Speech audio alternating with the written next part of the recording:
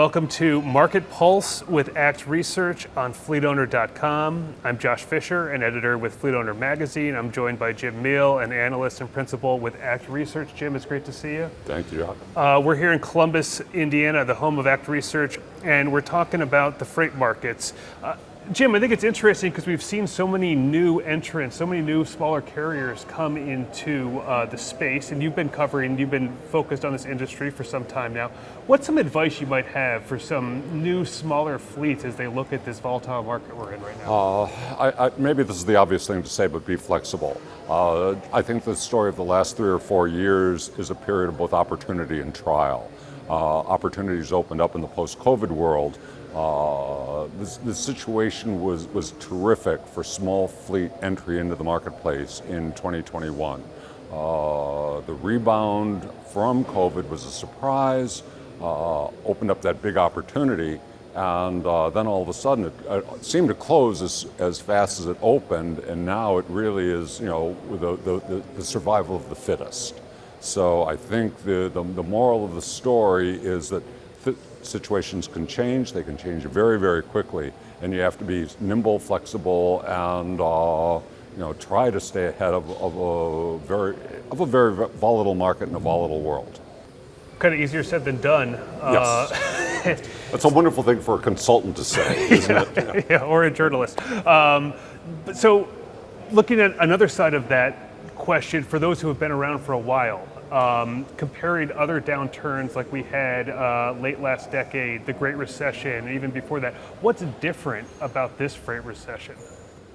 Well, I think it starts with the fact that we had this COVID event, and the COVID event, I think it triggered the thought that the world is coming to an end in the spring of 2020. So it was batten down the hatches. Make provision for what could be a pandemic that would last for quarters and quarters, if not years and years. And then, I don't want to say it was not a problem, but by the second half of 2020, all of a sudden it was, hey, we not only see the light at the end of the tunnel, but the light is bright. So gear up. So the instruction in the transportation sector and the manufacturing sector is, bring on people again, bring on production again. That nightmare was only a 3-month nightmare. So I think that was what made it different from, let's say, the Great Recession of 2008, 2009, or earlier recessionary cycles, where you say the suddenness of needing to come back full bore for those 6 magic quarters in the second half of 2020 and early 2021 was far different from the usual slow trajectory that allows you to let's say renormalize over time. This was down like this, up like this, deal with it. And that was a hard thing to deal with. Yeah, it certainly felt like longer than a 3-month nightmare for me. Yeah. And this is not to say there weren't social consequences, family consequences, but in the business world, I mean, the turn all the lights off, then turn them on again, and then turn them on again very, very quickly, I think was what marked it. And the consequences were all the supply chain issues that we had to deal with in 2020, 2021 and 2022. And the supply chain has changed now too from what it was pre-COVID. We've seen imports from Mexico are on the rise, I assume, from the reshoring, the nearshoring of manufacturing. Can you explain to us how we might, once we come out of this recession, we might have a different landscape? Well, I think there are 2 or 3 different phenomena. This gets away from the world of, say, freight, the world of transportation movement, into a global picture. So we'll start big picture there, and then we'll work our way back down to the North American nexus. It is a riskier world. I mean, you can take a look at the first time we've actually had interstate warfare in Europe. I mean, there's a war going on in Europe for the first time since 1945. I think the China configuration has changed.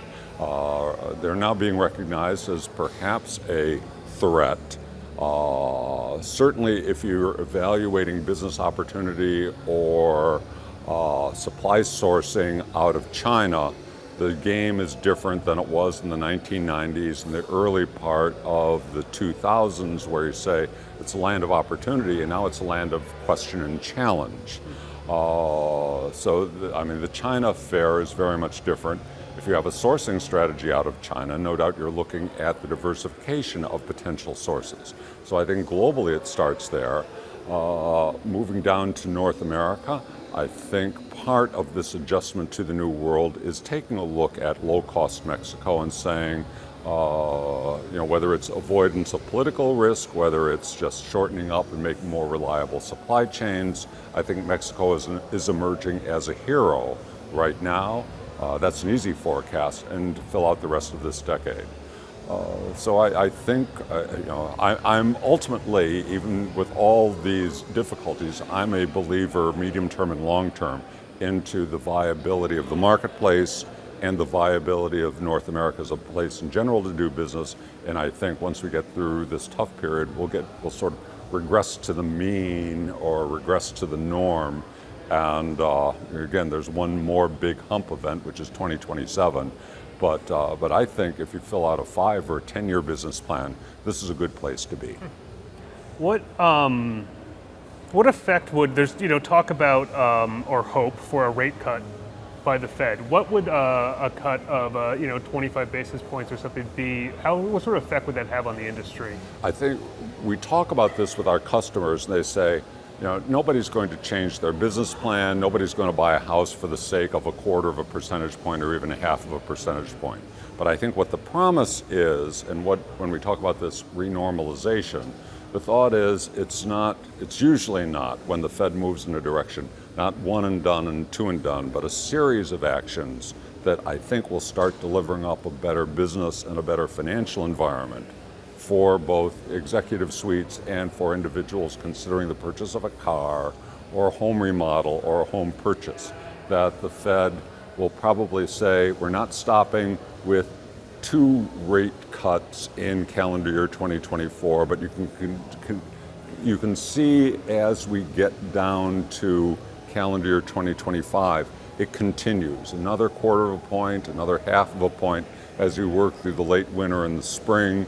And we get down to, I better be careful when I say this, but what the heck, the kind of rates that God intended, which is perhaps federal funds rate at perhaps something like 2.5 or 3%, mortgage rates at something like 5.5%, and I think those kind of significantly lower rates than we'll have at year-end 2024 will open the door up in 2025 to a more liquid housing market, and will trigger some capital expenditures that will spell out into good news for trucking and transportation, get the manufacturing sector moving.